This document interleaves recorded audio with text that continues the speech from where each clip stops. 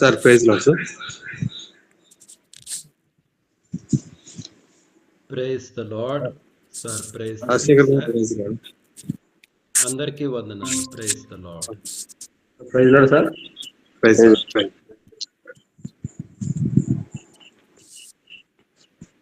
ప్రార్థన చేసుకుంటే మనం కాన్ఫరెన్స్ ప్రారంభించుకుందాం.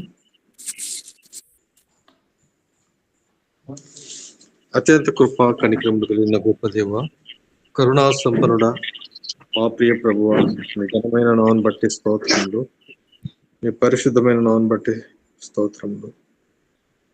మరొక నూతన దినాన్ని మాకు అనుగ్రహించి మీ సన్నిధిలో మీ బిడలంగా తండ్రి ఆయా ప్రాంతంలో ఉన్న ఈ సాధనం ద్వారా ఒక చోటికి సమకూర్చి మీ సన్నిధిలో మేమందరము కలిసి ఏక మనస్సు ఏక ఆత్మతో తండ్రి సాగిలపడి స్తుతిస్తూ మీ సన్నిధిలో గడపబోతున్న ఈ శ్రేష్టమైన సమయాన్ని బట్టి వందనాలు, స్తోత్రాలు స్తోత్రాలు. మహిమ కలిగిన రాజా మీకు వందనాలు. మహిమోన్నతుడు తండ్రి, శ్రీమంతుడవు, అద్వితీయ సత్యదేవుడు తండ్రి మీకు వందనాలు, స్తోత్రాలు.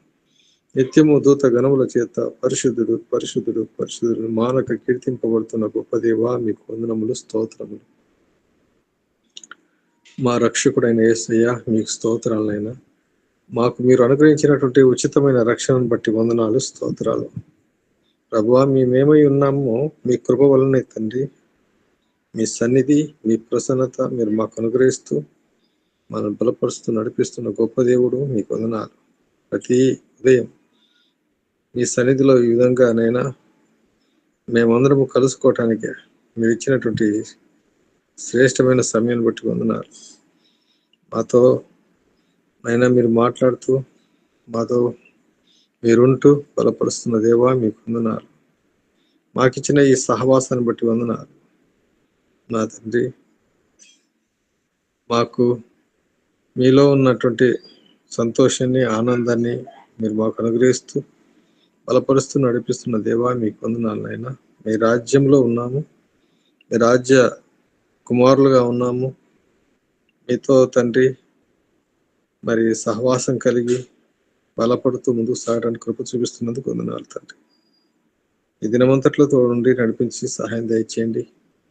ఈ ఉదయకాలపు ఆరాధనలో తండ్రి పాటలందును వాక్యమందును ప్రార్థనలోను మీరుండి మాతోనైనా బలపరుస్తూ మా ప్రార్థన విన్నపాలు కూడా నైనా మీరు ఆలకించి సహాయం దయచేయండి. మనిషి రొట్టె వలన మాత్రం కాదు దేవా, మీ నోటి నుండి వచ్చి ప్రతి మాట వలన జీవిస్తుంది.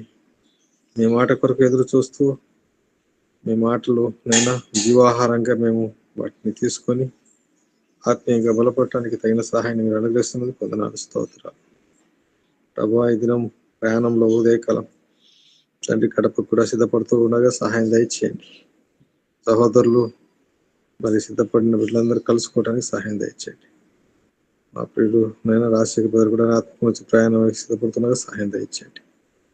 అందరూ మాయా ప్రాంతం నుంచి కలుసుకొని కడపకు వెళ్ళి నైనా కడపలో కూడా నైనా మరి కాన్ఫరెన్స్ విషయంలో కూడా నైనా తగిన ఏర్పాట్లలో పాలిభాసుల కార్యం జరిగించడానికి సహాయం దయచేయండి. ఈ విధంగా కాన్ఫరెన్స్ విషయంలో కూడా నేను ఉదయకాలం పాటలు వాక్యం అలాగే మీ దాసుని ద్వారా వాక్యం మేము నైనా దీన్ని మేలు పొందడానికి తగిన సహాయం జరుగుతున్న చక్కని క్రమాన్ని కూడా చక్కగా జరిపించి నైనా మీరు మీ బిడ్డలుగా మీ సన్నిధి మీ ప్రసన్నత మీరు అనుగ్రహిస్తూ నడిపిస్తూ మీరు నైనా మీలో మనల్నైనా పరిపూర్ణులుగా మీరు మనం చేయండి, సహాయం దయచేయండి. గొప్ప దేవుడిని కొనియాడుతున్నాం, కీర్తిస్తున్నాం, స్తుతిస్తున్నాం. నైనా మహిమగల రాజు మీరు తండ్రి, మహిమోన్నతుడు తండ్రి. మీ నామమును బట్టి తండ్రి మీ సన్నిధిలో అడుగుతున్నాం. నా నామమును మీరు ఏది అడిగితే అది పొందుకుంటారని సెలవిచ్చిన దేవుడు ప్రభువా, మీ పాదస్థానంలో కృతజ్ఞతాస్తులు చెల్లిస్తూ మీ సన్నిధి మీ ప్రసన్నత మీరు మాకు అనుగ్రహించి నడిపించండి. ప్రభువా, ఈ లోకంలో ఎన్ని ఉన్నా తండ్రి మీరు కలిగి ఉండటే గొప్ప భాగ్యం తండ్రి. ప్రభువా, ఎంత గొప్ప దేవుడు, ఎంత కరుణగల దేవుడు, కృపామయుడు తండ్రి. మీ కృప వాత్సల్యత మెండుగా మాపై కుమరిస్తూ ఇందుకు నడిపిస్తున్న మా దేవా మీకే వందనములు స్తోత్రములు చెల్లిస్తూ మీ సన్నిధి మీ ప్రసన్నత అనుగ్రహించని వేడుకుంటాం. సమస్తం మీ చేతికి అప్పచెప్పుకుంటాం. మా ప్రభును మా రక్షకుడైన యేసుక్రీస్తున్నాము స్తుతించి ప్రార్థించి వేడుకుంటున్నాం తండ్రి. ఆమేన్. Praise God. దేవుని స్తోత్రములు. మరి ఈ సమయంలో దేవుని నామాన్ని మహిమపరుస్తూ ఒక చక్కని పాట దేవుని స్తుతిస్తూ ముందుకు నడిపించండి. మరి ఆశకరణ సిద్ధపడుతుంటారు అన్నా.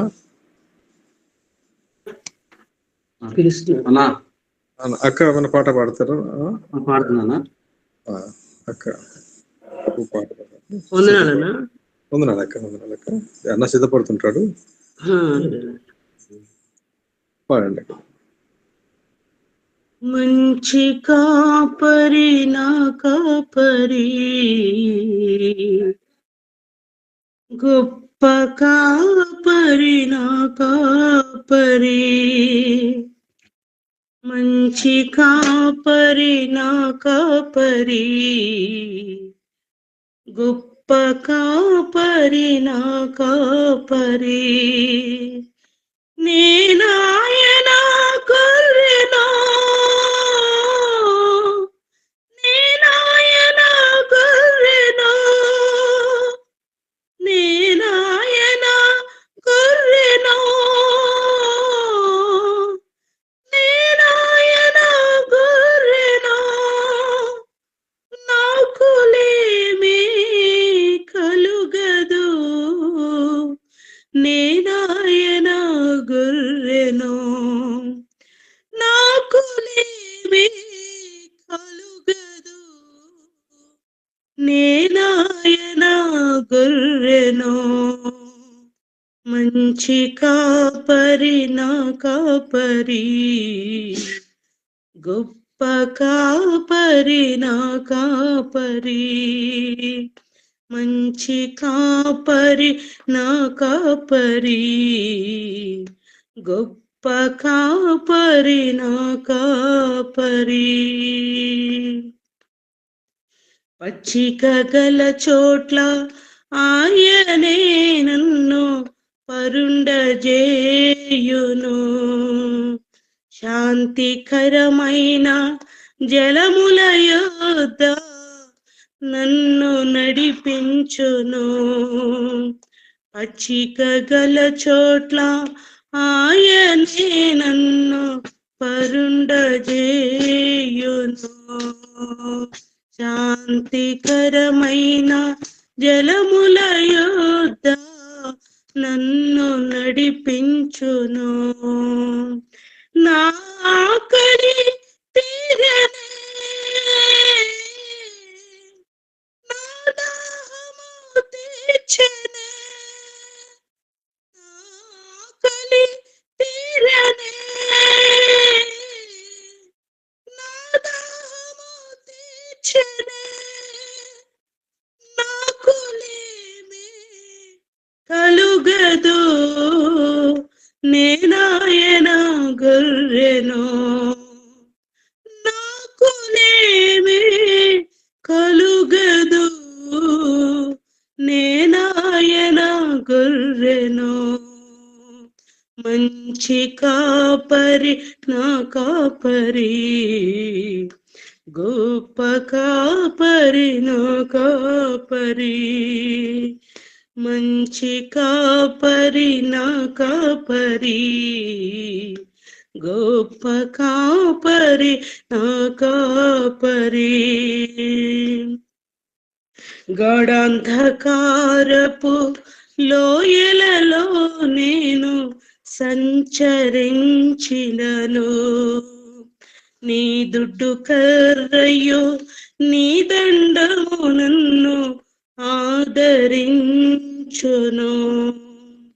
గాఢాంధకారపు లోయలలో నేను సంచరించినను, నీ దుడ్డు కర్రయు నీ దండము నన్ను ఆదరించును, నా భయమే పోయెనే, నా భారము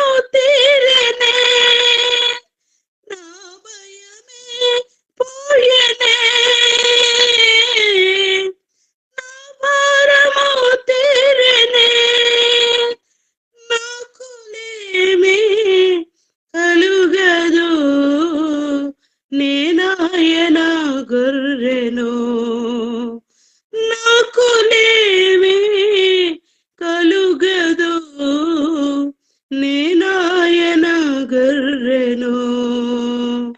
యెహోవా నా మంచి కాపరి, యెహోవా నా మంచి కాపరి, మంచి కాపరి నా కాపరి, గొప్ప కాపరి నా కాపరి, మంచి కాపరి నా కాపరి, గొప్ప కాపరి నా కాపరి.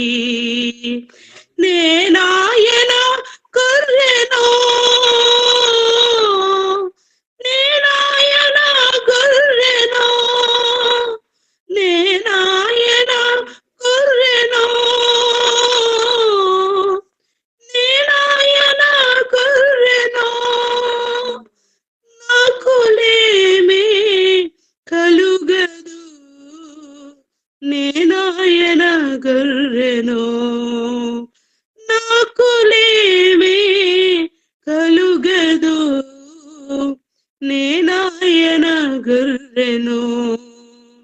మంచి కాపరి నా కాపరి, గొప్ప కాపరి నా కాపరి, మంచి కాపరి నా కాపరి,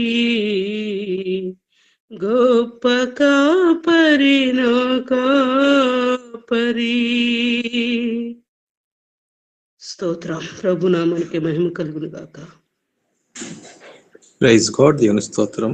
చక్కని పాట ద్వారా దేవుని నామాన్ని భయపరిచిన సహోదరికి ప్రభుపేట వందనాలు.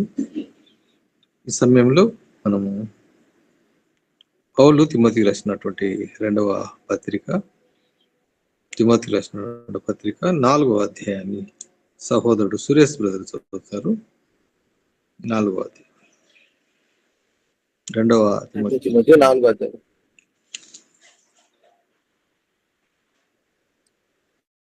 దేవుని ఎదుటను సజీవులకును మృతులకును తీర్పు తీర్చు క్రీస్తు యేసు ఎదుటను ఆయన ప్రత్యక్షతోడు ఆయన రాజ్యముతోడు నేను అనబెట్టి చెప్పదేమనగా, వాక్యమును ప్రకటించుము, సమయమందును అసమయమందును ప్రయాసపడుము, సంపూర్ణమైన దీర్ఘశాంతముతో ఉపదేశించుచు ఖండించుము, గద్దించుము, బుద్ధి చెప్పుము. ఎందుకనగా జనులు హితబోధను సహింపక దురద చెవులు గలవారై తమ స్వకీయ దురాశలకు అనుకూలమైన బోధకులను తమ కొరకు పోగు చేసుకుని సత్యములకు చెవినీయక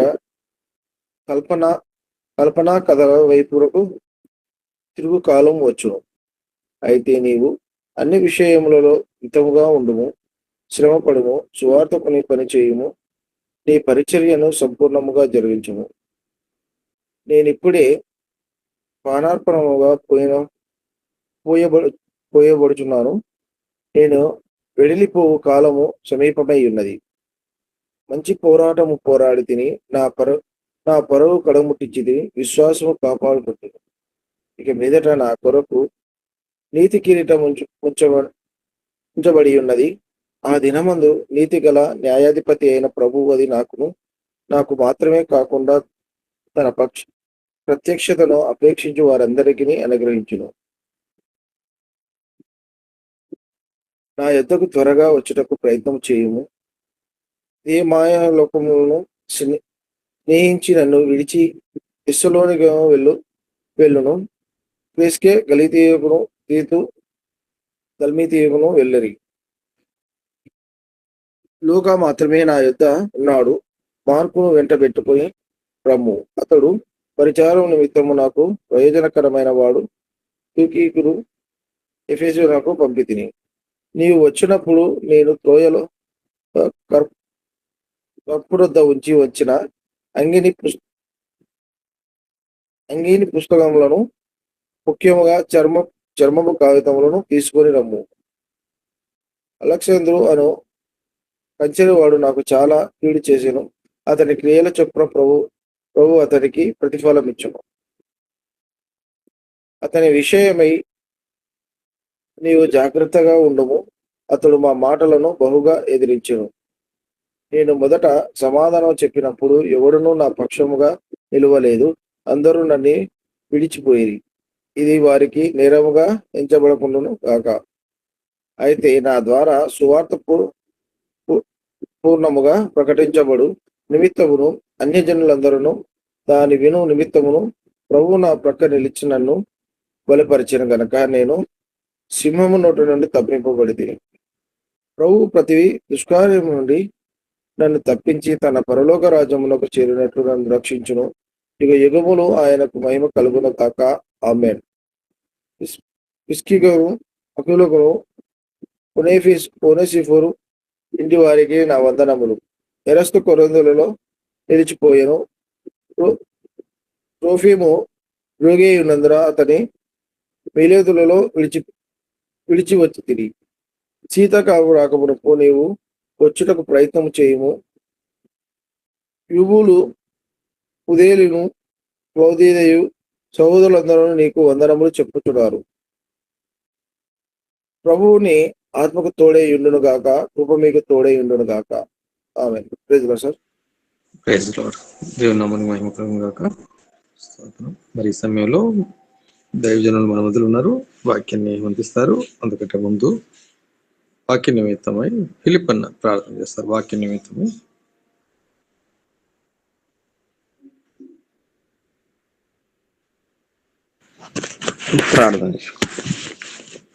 ప్రార్థన. మహాగణుడ, మహోన్నతుడ, మహిమగల దేవ, నీకే స్తుతి స్తోత్రాలు చెల్లిస్తున్నాం తండ్రి. గడిచిన కాలం అంతా ప్రభా నీ రెక్కల చట్టములు కాచి కాపాడి రక్షించి మమ్మల్ని సజీవులకు ఉంచి ప్రభా ఈ యొక్క తెల్లవారుజామున ఉదయ కాలంలో తండ్రి మేమంతా చిన్న మంది కొడుకుని నిన్ను ఆరాధించడానికి, నిన్ను గణపరచడానికి, నిన్ను మయపరచడానికి ఇచ్చిన అవకాశాన్ని బట్టి నీకు వందనములు స్తోత్రాలు చెల్లిస్తున్నాం ప్రభా. ఇంతవరకు నీ పాటలు పాడి నీ గణపరిచాం, మహిమపరిచాం ప్రభా. నీ వాక్యం చదివాం ప్రభా. 2 తిమోతి ప్రభా, అపోస్తలుడైన పౌలు 2 తిమోతి పత్రిక 4వ అధ్యాయం చదివాం ప్రభా. నీకు వందనాలు స్తోత్రం తండ్రి. అదేవిధంగా ప్రభా నీ దాసుని నీ చెలువుజాటును మరుగుపరుచుకొని తండ్రి మాకందరికీ ప్రభా నీ దాసుని ద్వారా నీ పరిశుద్ధాత నిలబెట్టుకుని ప్రభా మాతో మాట్లాడి తండ్రి గ్రహించే మనసును వినగల చెవిని మాకు దయచేయండి తండ్రి. నీ దాసు చెప్పిన వాక్యము తండ్రి మేము తండ్రి బలహీనమైతే ఆ వాక్యం ద్వారా బలపడడానికి సహాయం చేయండి. మీ కృపలో బలపరిచిన కృప చూపించండి, కనికరం చూపించండి ప్రభా. నీకు వందనాలు స్తోత్రం చెల్లిస్తున్నాం ప్రభా. ఈ ఉదయకాల సమయంలో ప్రభా నేను స్తుతించడానికి, నీ గణపరచడానికి ఇచ్చిన ఈ అవకాశాన్ని బట్టి నీకే వందనములు స్తోత్రాలు చెల్లిస్తూ మా ప్రభు అయిన మా రక్షణ యేసుని అడుగుతున్నాను తండ్రి. ఆమేన్. ఆమేన్. ఈ సమయంలో మరి దైవజనుడికి సమయాన్ని అప్పగిస్తున్నాను. Praise the lord. మిత్రులారా, అందరికీ మన ప్రభువైన యేసుక్రీస్తు వారి నామమున వందనాలు తెలియజేస్తున్నాను. దేవుని యొక్క మహా గొప్ప కృప, ఆయన దయ, మరొక నూతన దినాన్ని దేవుడు మనకు అనుగ్రహించాడు.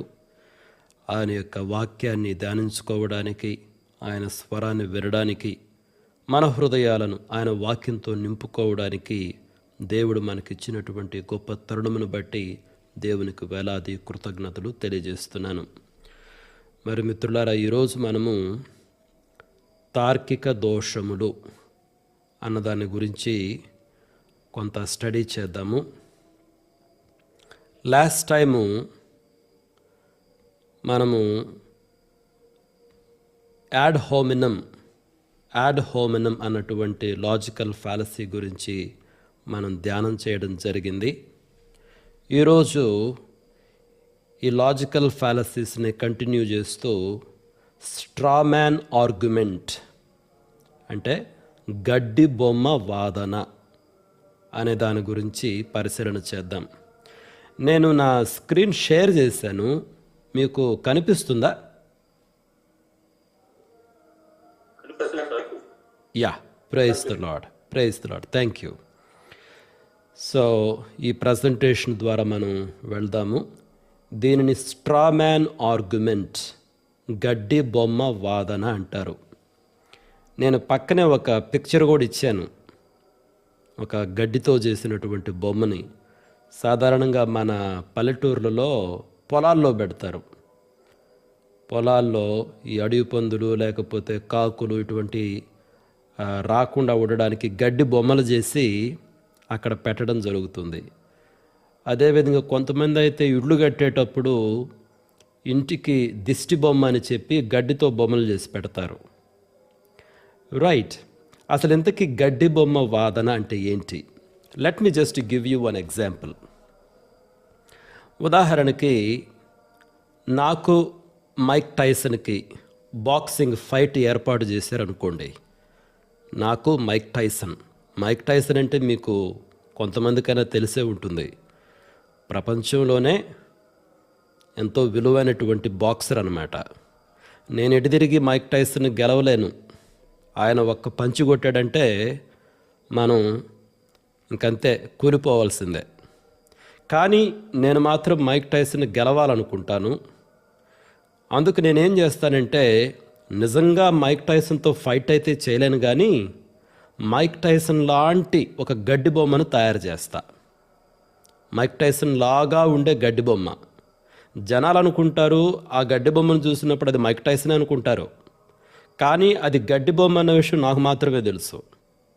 మైక్ టైసన్ లాంటి గడ్డి బొమ్మను చేసి ఆ గడ్డి బొమ్మ పైన పంచులు విసిరి దాని చేతులు కాళ్ళు ముఖము విరగొట్టేసి దాన్ని ఓడించి నన్ను నేను విజేతగా ప్రకటించుకుంటాను అన్నమాట. అర్థమైందా? ఈ ఎగ్జాంపుల్ నేను ఎందుకు ఇచ్చానంటే, అసలు గడ్డి బొమ్మ వాదన ఎలా ఉంటుంది అన్నటువంటిది వివరించడానికి ఇచ్చాను. ఇప్పుడు అంటే ఇక్కడ రియల్గా ఆర్గ్యుమెంట్లోకి వస్తే ఎలా ఉంటుందంటే, ఇప్పుడు విజయరాజ్ సారే ఉన్నారు చూడండి. విజయరాజ్ సార్కి నాకు ఒక వాదన జరుగుతుంది. విజయరాజ్ సారు ఏదో ఒకటి అన్నారు, ఒక స్టేట్మెంట్ని ఆయన చెప్పడం జరిగింది. ఆ స్టేట్మెంట్కి సూటిగా సమాధానమిచ్చే సత్తా నా దగ్గర లేదు. ఆ స్టేట్మెంట్కి సూటిగా సమాధానం ఇచ్చే సత్తా నా దగ్గర లేదు. కాబట్టి నేనేం చేస్తానంటే, విజయరాజ్ సార్ అన్నటువంటి ఆ స్టేట్మెంట్ని లైట్గా వక్రీకరిస్తాను. వక్రీకరించినటువంటి ఆ స్టేట్మెంట్ పైన దాడి చేసి నేను ఆ స్టేట్మెంట్ను ఖండించి, నేను విజయరాజ్ సార్ చెప్పిన స్టేట్మెంట్ని ఓడించాను, దానికి సమాధానం చెప్పాను అని నన్ను నేను విజేతగా ప్రకటించుకుంటా. వాస్తవంగా అయితే విజయరాజ్ సార్ చెప్పినటువంటి ఆ స్టేట్మెంట్కి నేను సమాధానం ఇవ్వలా. ఆయన చెప్పినటువంటి స్టేట్మెంట్కి సమాధానం ఇచ్చే సత్తా నా దగ్గర లేక, ఆయన చెప్పిన స్టేట్మెంట్ని లైట్గా వక్రీకరించి, ఆ వక్రీకరించబడినటువంటి ఆ స్టేట్మెంట్కు నేను సమాధానం చెప్పి దానిని ఖండించి, ఇదిగో చూడండి విజయరాజ్ సార్ చెప్పినటువంటి స్టేట్మెంట్కి నేను సమాధానం చెప్పాను కాబట్టి నేను గెలిచాను హో అని ప్రకటించుకుంటాను. ప్రజలు కూడా అదే అనుకుంటారు, నేను విజయరాజ్ సార్ చెప్పిన స్టేట్మెంట్కి సమాధానం చెప్పానని, నేనే గెలిచానని జనాలు కూడా అనుకుంటారు. ఇటువంటి వాదనను గడ్డి బొమ్మ వాదన అంటారు. నేను మీకు చాలా ఎగ్జాంపుల్స్ ఇస్తాను, లేఖనాల నుండి ఎగ్జాంపుల్స్ ఇస్తాను, అదేవిధంగా నార్మల్గా ఒక సాధారణమైనటువంటి ఎగ్జాంపుల్ కూడా ఇస్తాను. So you will understand it very clearly. First మనం ఏం చేద్దామంటే, అసలు ఈ గడ్డి బొమ్మ వాదన అది ఎలా ఉంటుంది, దాని నిర్వచనం చూద్దాం. చూడండి, గడ్డి బొమ్మ వాదన అంటే ఒక వ్యక్తి నిజమైన వాదనను పక్కన పెట్టి దానిని వక్రీకరించి ఆ వక్రీకరణను సులభంగా ఖండించడం. నిజమైన వాదనను పక్కన పెట్టి అంటే, నేను ఇందాక చెప్పిన ఎగ్జాంపుల్లో విజయరాజ్ సార్ ఒక స్టేట్మెంట్ అన్నారు, ఆ నిజమైన స్టేట్మెంట్ని పక్కన పెట్టేశా. ఎందుకు? దానికి సమాధానం చెప్పే సత్తా నా దగ్గర లేదు కాబట్టి. అయితే ఏం చేశాను, ఇప్పుడు ఆ స్టేట్మెంట్ని కొంచెం వక్రీకరించా. నేను వక్రీకరించిన విషయము జనాలకు తెలీదు. ఎవరు దాన్ని కనుక్కోగలరంటే కొంచెం షార్ప్గా ఆలోచించగలిగిన వాళ్ళు కనుక్కోగలరు. కానీ జనాలు షార్ప్గా ఆలోచించరు కదా. జనాలు ఎప్పుడు ఎమోషన్స్తో ఉంటారు కాబట్టి నేను వక్రీకరించినప్పటికీ దానిని గమనించలేరన్నమాట. కాబట్టి ఆ విధంగా వక్రీకరించి ఆ వక్రీకరించబడిన స్టేట్మెంట్ను చాలా సులభంగా ఖండిస్తా, దానికి సమాధానం చెప్తా. తద్వారా ప్రజలు అనుకుంటారు నేను విజయరాజ్ సార్ చెప్పినటువంటి స్టేట్మెంట్కి సమాధానం చెప్పాను అనుకుంటారు. రైట్. కాబట్టి ఆ వక్రీకరణనే గడ్డి బొమ్మ అంటారనమాట. నేను స్టార్టింగ్లో ఇచ్చిన ఎగ్జాంపుల్లో మైక్ టైసన్ నేను ఓడించలేను, కాబట్టి ఏం చేశాను, మైక్ టైసన్ లాంటి గడ్డి బొమ్మను చేశాను. అదే వక్రీకరణ అనమాట. గడ్డి బొమ్మను చేసి ఆ గడ్డి బొమ్మపై యుద్ధం చేశా, గడ్డి బొమ్మను ఈజీగా ఓడించా. కానీ ఫైనల్గా నేనేం ప్రకటించుకుంటాను, నేను మైక్ టైసన్ ఓడించాను అని ప్రకటించుకుంటా. You understand? కాబట్టి దీన్నే గడ్డి బొమ్మ ఆర్గ్యుమెంట్ అంటారు, స్ట్రా మ్యాన్ ఆర్గ్యుమెంట్. నేను ఒక జనరల్ ఉదాహరణ ఇస్తాను, సాధారణ ఉదాహరణ. ఈ ఉదాహరణ విద్య మరియు క్రీడలు ఈ రంగానికి చెందినటువంటి ఉదాహరణ. ఏదో ఒక స్కూల్లో పేరెంట్స్ మీటింగ్ జరుగుతుందండి. ఆ పేరెంట్స్ మీటింగ్లో ఒక పేరెంట్ రమేష్ అనేటువంటి ఆయన ఏమన్నాడంటే, పాఠశాలల్లో వారానికి ఒకరోజు క్రీడలకు కేటాయించటం ద్వారా విద్యార్థుల శారీరక ఆరోగ్యం అభివృద్ధి చెందుతుంది. ఇది రమేష్ అనేటువంటి ఒక పేరెంటు ఆ పేరెంట్స్ మీటింగ్లో అక్కడ నిలబడి మైక్ తీసుకొని తన ఒపీనియన్ చెప్పాడనమాట. వారానికి ఒకరోజైనా క్రీడలకు కేటాయిస్తే బాగుంటుంది, దాని వలన విద్యార్థుల యొక్క శారీరక ఆరోగ్యం అభివృద్ధి చెందుతుంది అన్నటువంటిది ఆయన ఒపీనియన్.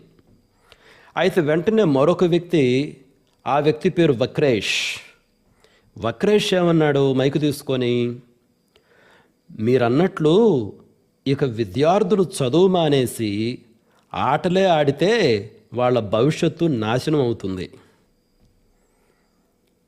ఈ వక్రేష్ అన్నటువంటి వ్యక్తి రమేష్ అన్నటువంటి స్టేట్మెంట్ను ఎలా వక్రీకరించాడో గమనించారా? రమేష్ ఏమంటున్నాడు, రమేష్ చదువు మానమంటున్నా, వారానికి ఒకరోజు లేదా కొంత సమయం కేటాయించండి ఆటలకు, తద్వారా ప్రజల అంటే స్టూడెంట్స్ యొక్క ఆరోగ్యం బాగుపడుతుంది అన్నటువంటిది రమేష్ యొక్క అభిప్రాయం. కానీ రమేష్ చెప్పిన స్టేట్మెంట్ని ఈ వక్రేష్ అన్న వ్యక్తి ఎలా వక్రీకరించాడో చూడండి. మీరన్నట్లు ఇక విద్యార్థులు చదువు మానేసి ఆటలే ఆడితే వాళ్ళ భవిష్యత్తు నాశనం అవుతుంది. రమేష్ ఏమి చదువు మానమని చెప్పలేదు, ఇక వారానికి 6 దినాలు ఆటలే ఆడమని చెప్పలేదు, వారంలో కొంత సమయం మాత్రం ఆటలకు ఇవ్వండి అని అంటున్నాడు. కానీ రమేష్ అన్నటువంటి మాటలను ఖండించడానికి స్ట్రైట్ అవేగా వక్రేష్ దానికి సమాధానం చెప్పలేడు. సూటిగా దానికి సమాధానం చెప్పడం ఇష్టం లేక, ఒక్కొక్కసారి సూటిగా సమాధానం చెప్పడం ఇష్టం లేక కూడా కొంతమంది ఏం చేస్తారు, దాన్ని వక్రీకరిస్తారు. ఎందుకంటే ఆ మనిషి అన్నటువంటి స్టేట్మెంట్ను ఖండించడానికి. అదే ఇక్కడ వక్రేష్ చేసింది. కాబట్టి ఇక్కడ వక్రీకరణ ఏంటి? రమేష్ కేవలం వారానికి ఒకరోజు మాత్రమే అడిగాడు. కానీ రమేష్ వాదనను చదువు మానేసి కేవలం క్రీడలే ఆడాలి అనే అర్థంలో వక్రీకరించి ఆ తప్పుడు వాదనను ఖండించడానికి ప్రయత్నించాడు. కాబట్టి ఇక్కడ గడ్డి బొమ్మ ఏంటి? చదువు మానేసి కేవలం క్రీడలే ఆడాలి అన్నటువంటిది గడ్డి బొమ్మ.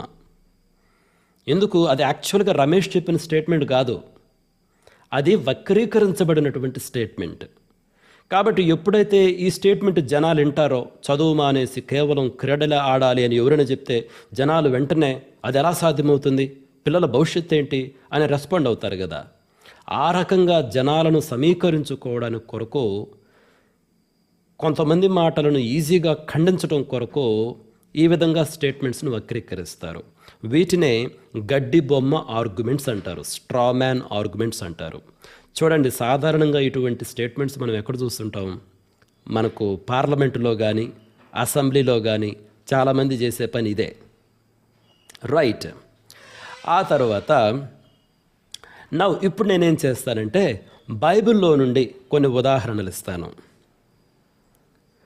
ఈ సందర్భం ఏంటంటే పునరుద్ధానం గురించినటువంటి సందర్భం. ఈ సందర్భం పునరుద్ధానం గురించినటువంటి సందర్భం. సద్దూకయ్యులు ఒకసారి ఏమన్నారంటే, నేను ఈ పారాగ్రాఫ్ చదువుతున్నాను చూడండి. ఇది మత్తయి సువార్త 22వ అధ్యాయం నుంచి తీసుకోబడినటువంటి పారాగ్రాఫ్. పునరుద్ధానము లేదని చెప్పెడి సద్దూకయ్యులు ఆ దినమున ఆయన యొద్దకు వచ్చి, బోధకుడా, ఒకడు పిల్లలు లేక చనిపోయిన ఎడల అతని సహోదరుడు అతని భార్యను పెళ్లి చేసుకొని తన సహోదరునికి సంతానము కలుగుజేయవలనని మోషే చెప్పెను. మాలో 7 సహోదరులుండిరి. మొదటివాడు పెళ్లి చేసుకుని చనిపోయెను. అతనికి సంతానము లేనందున అతని సహోదరుడు అతని భార్యను తీసుకొనెను. 2వ వాడును 3వ వాడును 7వ వాని వరకు అందరూ అలాగే జరిగించి చనిపోయిరి. అందరి వెనుక ఆ స్త్రీయు చనిపోయెను. పునరుద్ధానమందు ఈ 7 ఆమె ఎవనికి భార్యగా ఉండును? ఆమె వీరికందరికీ భార్యగా ఉండెను గదా అని ఆయనను అడిగిరి. ఒక దినాన సద్దూకయ్యులు యేసుక్రీస్తు ప్రభువారిని అడిగినటువంటి ప్రశ్న అన్నమాట ఇది.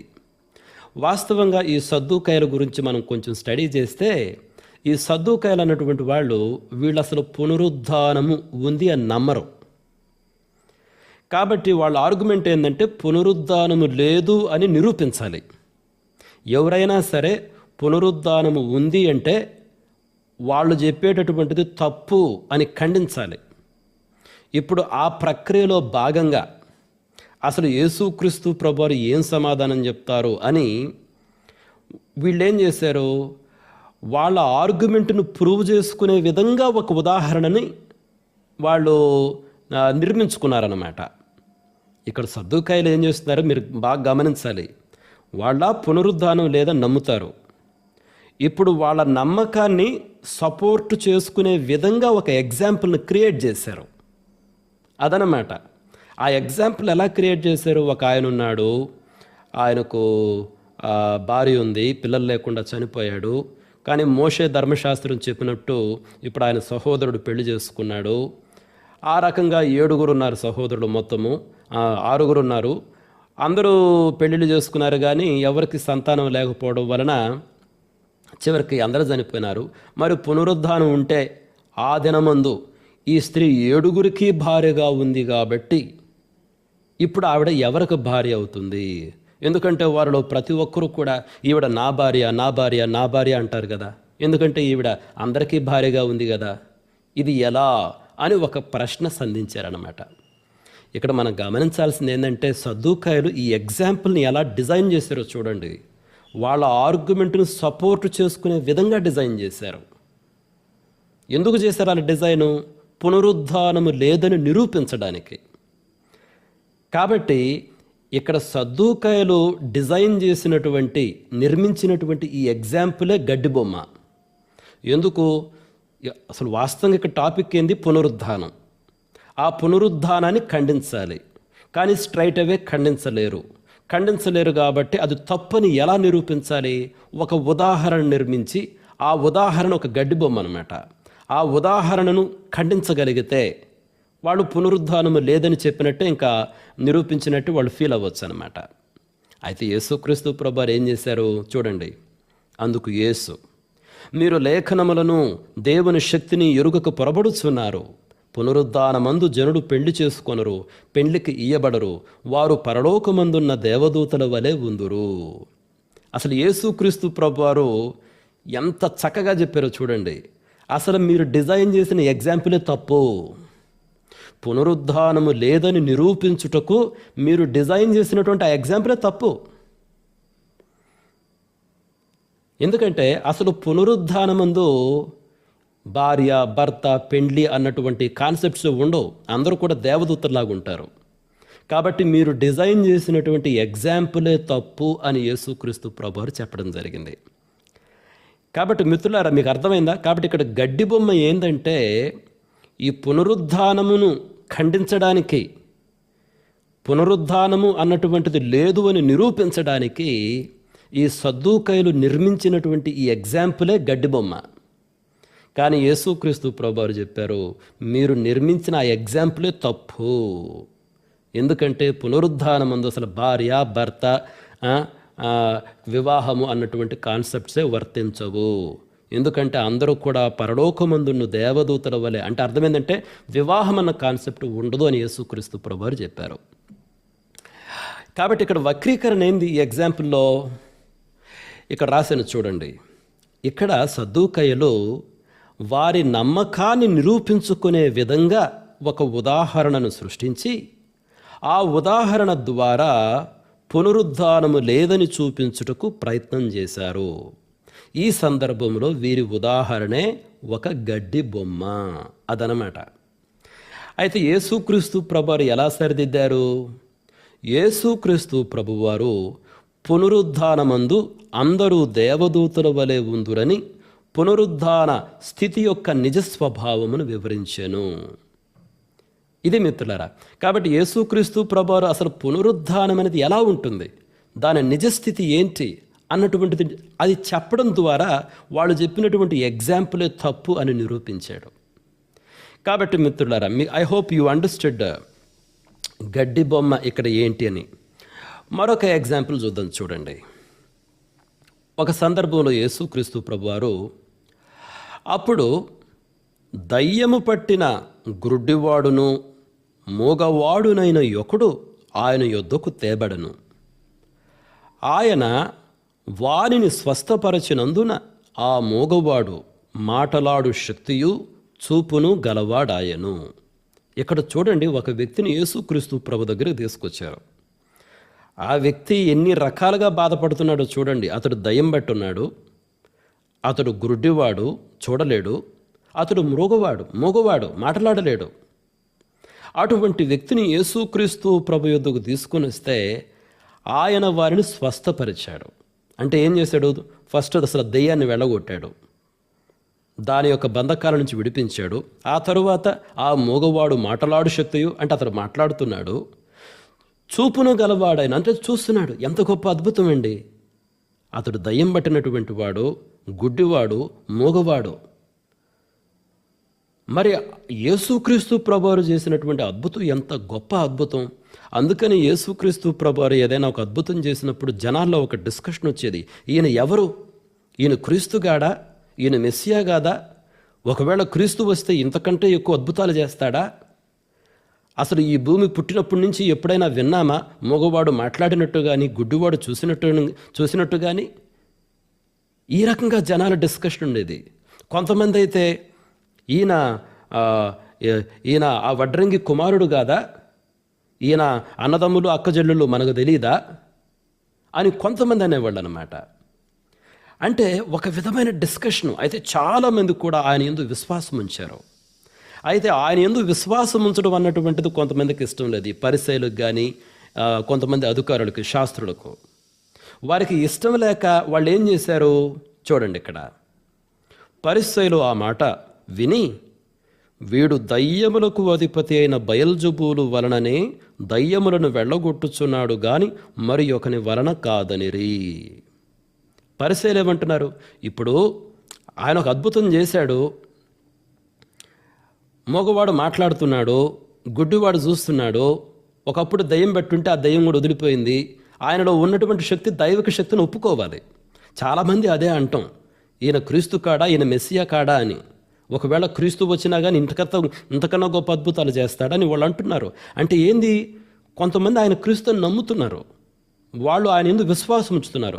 అయితే పరిసయ్యులకు అది ఇష్టం లేదు. అది ఇష్టం లేకపోగా ఆయనలో ఉన్నటువంటి అద్భుతాన్ని ఎలా వివరించగలరు? మరి దైవిక శక్తిని ఒప్పుకోవాలి కదా, కానీ ఒప్పుకోవడం ఇష్టం లేదు. ఒప్పుకోవడం ఇష్టం లేక వీళ్ళు ఏమన్నారంటే ఒక గడ్డి బొమ్మను సృష్టించారు. ఏంటి ఆ గడ్డి బొమ్మ? ఇది దయ్యముల శక్తి వలననే ఇతడు అద్భుతములు చేస్తున్నాడు, బయల్జబూలు వలననే ఇతడు ఈ అద్భుతములు చేస్తున్నాడు అని ఒక వివరణ ఇచ్చారు. ఇప్పుడు ఈజీగా దాన్ని ఇంకా ఆయన చేసిన అద్భుతాన్ని కొట్టిపడేయచ్చు కదా. ఈయన క్రీస్తు కాదు, ఏం కాదు, ఈయన మెస్సియా కాదు, ఏం కాదు, ఇతడు చేస్తుంది, ఇతడు ఒక మాంత్రికుడు, ఎందుకంటే ఇతడు దయ్యముల అధిపతి అయిన బయల్జబూలు వలన కదా ఇతడు అద్భుతాలు చేస్తుంది అని ఒక గడ్డి బొమ్మను సృష్టించారు. చూడండి మిత్రులారా, చాలాసార్లు ఎందుకు కొంతమంది ఈ గడ్డి బొమ్మ వాదనలు ఉపయోగిస్తారంటే సమాధానం చెప్పలేనప్పుడు, సత్యాన్ని ఒప్పుకోలేనప్పుడు గడ్డి బొమ్మ వాదనలు వినిపిస్తూ ఉంటారు. మనం కూడా అప్పుడప్పుడు ఈ రాజకీయ పార్లమెంటులో కానీ, అసెంబ్లీలో కానీ, పబ్లిక్ మీటింగ్స్లో ఈ రాజకీయ నాయకులు ఎంత దూరం వెళ్ళి మాట్లాడుతుంటారో చూడండి. కొన్నిసార్లు అనవసరమైన విషయాలు, వాడికి ఎంతమంది భార్యలు రా నీకు అని మాట్లాడుతుంటారు. కొంతమంది ఏమో అమ్మా నీకు ఎంతమంది భర్తలు, అసలు ఎంతమంది భార్యలు ఎంతమంది భర్తలు దీని గురించి మాట్లాడడం అవసరమా? ఇప్పుడు ఎన్నికల్లో మీరు ప్రజలకు ఏం వాగ్దానం ఇస్తారు? ప్రస్తుత ప్రభుత్వం చేసినటువంటి తప్పులేంటి, లేకపోతే వాళ్ళు చేసిన గొప్ప విషయాలు ఏంటి, అవి చెప్పాలే కానీ నీకు ఎంతమంది భార్యలు, నీకు ఎంతమంది భర్తలు, ఈ గడ్డి బొమ్మలు అన్నమాట. ఎందుకు? సాధారణంగా ఇక్కడ ఈ సందర్భంలో ఈ పరిసయ్యులు యేసుక్రీస్తు ప్రభువారు చేసినటువంటి అద్భుతాన్ని జీర్ణించుకోలేకపోయారు. అది దైవశక్తిని ఒప్పుకోలేకపోయారు. ఒప్పుకోవడం ఇష్టం లేక ఈజీగా వక్రీకరించడానికి ఇతడు బయల్జుబూలు వలననే అద్భుతాలు చేస్తున్నాడు అని వక్రీకరించారు. ఆ వక్రీకరణ గడ్డి బొమ్మ మిత్రులారా. చూడండి, ఇక్కడ వక్రీకరణ ఏంటి? యేసుక్రీస్తు ప్రభువారు కనపరుచుచున్న దైవిక శక్తిని ఒప్పుకొనలేక ఇది దయ్యముల అధిపతి అయిన బయల్జుబూలు శక్తియే అని వక్రీకరించారు. అది జరిగింది మిత్రులారా. అయితే ఇక్కడ ఒక విషయం ఏంటంటే, వీళ్ళు వక్రీకరిస్తున్నాము అని వీళ్ళు అనుకుంటున్నారు. అయితే వాస్తవంగా యేసుక్రీస్తు ప్రభువారు ఈ సందర్భాన్ని పురస్కరించుకొని ఒకసారి చెప్తారు, మీరు మనుష్య కుమారుని ఎడల ఏదైనా పాపం చేస్తే అది క్షమించబడుతుంది, కానీ పరిశుద్ధాత్మ ఎడల పాపం చేస్తే అది క్షమించబడదు అని చెప్తాడు. ఎంత భయంకరమైనటువంటి పాపం! ఆ విషయం వీళ్ళకి తెలియదు. దైవిక శక్తిని ఒప్పుకోవడం ఇష్టం లేక వాళ్ళు వక్రీకరించడానికి ఈ రకంగా గడ్డి బొమ్మలు సృష్టిస్తారు. మనం కూడా చాలాసార్లు మిత్రులారా మన వాదనలో, ఇప్పుడు మన మధ్య అనేకసార్లు డిస్కషన్స్ జరుగుతుంటాయి. కొన్నిసార్లు నేను అంటుంటాను, కొంతమంది మాట్లాడేటప్పుడు ఉదాహరణలు ఇస్తూ ఉంటారు. ఆ ఉదాహరణలు వాస్తవంగా ఎలా ఇస్తారంటే వాళ్ళ యొక్క ఆర్గ్యుమెంట్ను సపోర్ట్ చేసుకోవడానికి ఉదాహరణలు ఇస్తారు. మనలో అందరం చేసే పనే, నేనైనా అంతే. కొన్నిసార్లు నా ఆర్గ్యుమెంట్ను సపోర్ట్ చేసుకోవడానికి నేను ఒక ఉదాహరణ ఇస్తాను, మీ ఆర్గ్యుమెంట్ను సపోర్ట్ చేసుకోవడానికి మీరు ఒక ఉదాహరణ ఇస్తారు.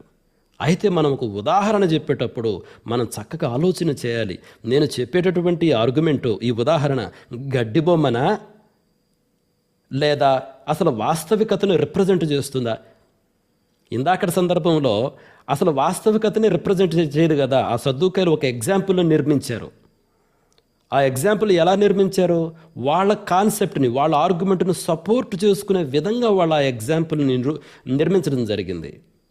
ఇక్కడ చూడండి, ఇక్కడ పరిసయ్యులు మత్సరంతో కూడుకున్నారు, అసూయతోటి.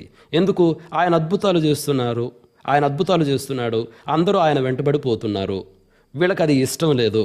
అందుకని ఒక సందర్భంలో ఉంటారు, మనం ఏం చేస్తున్నాము, లోకమంతా ఆయన వెంటబడిపోతుందని అంటారు. ఒక సందర్భంలో పరిసయ్యులు, జనాలందరూ ఆయన వెంటబడిపోవడం ఇష్టం లేదు, జనాలు మా దగ్గరకు రావాలి, మేం చెప్పే మాటలు వినాలి. కాబట్టి పరిసయ్యులు మత్సరముతోటి అసూయతోటి నిండుకొని ఆయనలో ఉన్నటువంటి ఆ దైవిక శక్తిని ఒప్పుకోవడం ఇష్టం లేదు కాబట్టి వక్రీకరించడం ప్రారంభించారు. ఇది బయల్జుబూలు వలననే. కాబట్టి ఈ విషయాలు మనం గమనించాలి మిత్రులారా. వన్ మోర్ ఎగ్జాంపుల్, ఆఖరిగా మరొక ఎగ్జాంపుల్ ఇచ్చి నేను ముగిస్తాను. కోర్స్ దీంట్లో విశ్రాంతి దినం గురించి 2 సందర్భాలు మీ దగ్గరకు తీసుకొస్తాను. అందుకని ఈ ఎగ్జాంపుల్కి నేను 3A అని పెట్టాను. చూడండి, ఒకసారి యేసుక్రీస్తు ప్రభువారు విశ్రాంతి దినమున ఆయన భోజనము చేయుటకు పరిసయ్యుల అధికారులలో ఒకని ఇంటిలోనికి వెళ్ళినప్పుడు ఆయన ఏమి చేయునో అని వారాయనను కనిపెట్టుచుండిరి. అప్పుడు జలోదర రోగము గల యొకడు ఆయన ఎదుట ఉండెను. యేసు విశ్రాంతి దినమున స్వస్థపరచుట న్యాయమా కాదా అని ధర్మశాస్త్రోపదేశకులను పరిసయ్యులను అడుగుగా వారు ఊరకుండిరి. అప్పుడు ఆయన వారిని చేరదీసి స్వస్థపరిచి పంపివేసి, మీలో ఎవని గాడిద అయినను ఎద్దైనను గుంటలో పడిన ఎడల విశ్రాంతి దినమున దానిని పైకి తీయడా అని వారిని అడిగెను. ఈ మాటలకు వారు ఉత్తరము చెప్పలేకపోయిరి. ఇది విశ్రాంతి దినాన జరిగినటువంటి సంఘటన. యేసుక్రీస్తు ప్రభువారి ఎదుట ఒక వ్యక్తి ఉన్నాడు. అతడు రోగగ్రస్తుడు, జలోదర రోగము అంటే శరీరంలో అబ్నార్మల్గా వాపు ఉందన్నమాట. శరీరంలో వాపు ఉంది. అప్పుడు యేసుక్రీస్తు ప్రభువారు అడిగారు, ఇప్పుడు ఇతను స్వస్థపరచడం న్యాయమా కాదా చెప్పండి అన్నాడు. ఎందుకు యేసుక్రీస్తు ప్రభువారు ఆ రకమైన ప్రశ్న అడిగారు? కారణం ఏంటంటే వాళ్ళు ఒప్పుకోరు. వాళ్ళు ఏమంటున్నారు? విశ్రాంతి దినమున అసలు ఏ పని చేయకూడదు. మీరు వాస్తవంగా అసలు విశ్రాంతి దినం గురించి చదవండి. బైబిల్లో దేవుడు అసలు విశ్రాంతి దినం ఎందుకు సృష్టించాడు? చూడండి, మీరు 6 దినాలు కష్టపడి పనిచేస్తున్నారు, ఒక దినాన్ని విశ్రాంతి తీసుకోండి, అందుకే దాని పేరు విశ్రాంతి దినం. మీ పని చేయటం మానుకోండి. ఇప్పుడు దేవుడు వాళ్ళకి, ఇజ్రాయేలు ప్రజలకు, మీరు 6 సంవత్సరాలు పంట వేసినా 7వ సంవత్సరం విశ్రాంతి ఇవ్వమంటాడు. ఎందుకు? భూమి సారాన్ని కోల్పోయి ఉంటుంది. 7వ సంవత్సరంలో మీరు పంట వేయొద్దు. అప్పుడు ఆ భూమి ఏం చేస్తుందంటే సారాన్ని సమకూర్చుకుంటుంది. ఆ తర్వాత మళ్ళీ మీరు పంట వేయండి. మీకు 6వ సంవత్సరంలోనే నేను దండిగా మీకు మీ పంట చేతికి వచ్చేటట్టు చేస్తానని చెప్తాడు. కాబట్టి అసలు విశ్రాంతి దినము కాన్సెప్ట్ ఏంటంటే, మీరు 6 దినాలు పనిచేస్తారు, ఒకరోజు రెస్ట్ తీసుకోండి. అలసిపోయి ఉంటారు, సారవంతా అయిపోయి ఉంటుంది, శక్తి అంతా అయిపోయి ఉంటుంది. ఒకరోజు ఇంట్లో ఉండండి, భార్యాపిల్లలతో ఉండండి, దేవుని సన్నిధిలో గడపండి. ఆ రోజు పని చేయొద్దని ఖరాఖండిగా చెప్పాడు. ఎందుకు? లేదంటే జనాల ఆరోగ్యం పాడైపోద్ది, వాళ్ళ జీవితాన్ని అనుభవించలేరు, సంతోషంగా దేవుణ్ణి ఆరాధించలేరు, భార్య బిడ్డలతో గడపలేరు, ఒక హ్యాపీ లైఫ్ అనేది ఉండదు. కాబట్టే దేవుడు విశ్రాంతి దినము అన్నటువంటి కాన్సెప్ట్ ఇచ్చాడు. కానీ ఆ కారణంతో ఆయన ఏం చెప్పాడంటే, మీరు విశ్రాంతి దినమున పని చేయొద్దు అని చెప్పాడు, ఖరాఖండిగా చెప్పాడు. అయితే ఈ పరిస్థితులు దాన్ని తీసుకుని వీళ్ళేం చేశారంటే ఒక ఆచారాన్ని సృష్టించారు. ఏంటి ఆచారము? విశ్రాంతి దినమున ఎవ్వరూ పని చేయకూడదు. అది ఎంతవరకు నొక్కి చెప్పారంటే, ఎవడికన్నా రోగం ఉన్నా కానీ వాడిని స్వస్థపరచడం కూడా తప్పే. ఒకసారి యేసుక్రీస్తు ప్రభువారు సీలోయము అనేటువంటి కోనేటి దగ్గర 38 సంవత్సరాల నుంచి వ్యాధితో పడిపోయినటువంటి ఒక వ్యక్తి ఉంటాడు. అతను స్వస్థపరుస్తాడు యేసుక్రీస్తు ప్రభువారు. అతడు స్వస్థపడింది పక్కన పెట్టి, అతడు తన పరుపునెత్తుకుని పోతూ ఉంటే, విశ్రాంతి దినమున వీడు ఎందుకు పరుపెత్తుకుని పోతున్నాడని పట్టుకుంటారు. అరే, 38 సంవత్సరాల నుంచి రోగంతో బాధపడ్డాడు, ఈరోజు చక్కగా లేచిపోతున్నాడు, దాన్ని బట్టి మనం సంతోషించాలి అన్నటువంటిది వదిలేసి పరుపెత్తుకుని పోతున్నాడని చెప్పి అతను పట్టుకుంటారు. అంటే వీళ్ళు ఏ రకంగా దేవుని ఆజ్ఞలను వక్రీకరించారో చూడండి. కాబట్టి అందుకని యేసుక్రీస్తు ప్రభువు ఒక సందర్భంలో చెప్తాడు, విశ్రాంతి దినము మనుషుల కొరకు కానీ మనుషులు విశ్రాంతి దినం కొరకు కాదు. అసలు దేవుడు విశ్రాంతి దినం ఇచ్చింది ఎందుకు? మనుషుల మేలు కొరకు ఇచ్చాడు, మన శ్రేయస్సు కొరకు ఇచ్చాడు, మన ఆరోగ్యం కొరకు ఇచ్చాడు, మన సంతోషం కొరకు ఇచ్చాడు. దాన్ని వదిలిపెట్టేసి వీళ్ళొక ఆచారాన్ని సృష్టించారు. ఆ ఆచారమే గడ్డి బొమ్మ. ఏంటి ఆచారం ప్రకారము? ఎవడు ఏం పని చేయకూడదు. గమనించారా? అంటే ఎలా వక్రీకరించారు? దేవుడు ఒకటిస్తే వీళ్ళు ఇంకొకటి సృష్టించారు. అదే గడ్డి బొమ్మ మిత్రులారా. కాబట్టి ఇక్కడ వక్రీకరణ ఏంటో చూడండి. ధర్మశాస్త్రము యొక్క అసలు ఉద్దేశాన్ని విడిచిపెట్టి ఒక ఆచారాన్ని సృష్టించి అందరూ ఆ ఆచారానికి కట్టుబడి ఉండాలని బలవంతం చేయడం మొదలుపెట్టారు. ఇక్కడ ఆ ఆచారమే ఒక గడ్డి బొమ్మ. కాబట్టి ఈ సందర్భంలో గడ్డి బొమ్మ ఏంటి? ఆచారాన్ని సృష్టించారు. అసలు దేవుడిచ్చినటువంటి ఉద్దేశాన్ని వదిలిపెట్టేశారు. ఆచారాన్ని సృష్టించి ఆ ఆచారానికి కట్టుబడి ఉండాలి అందరూ. కఠినమైనటువంటి ఆచారం అది కూడా.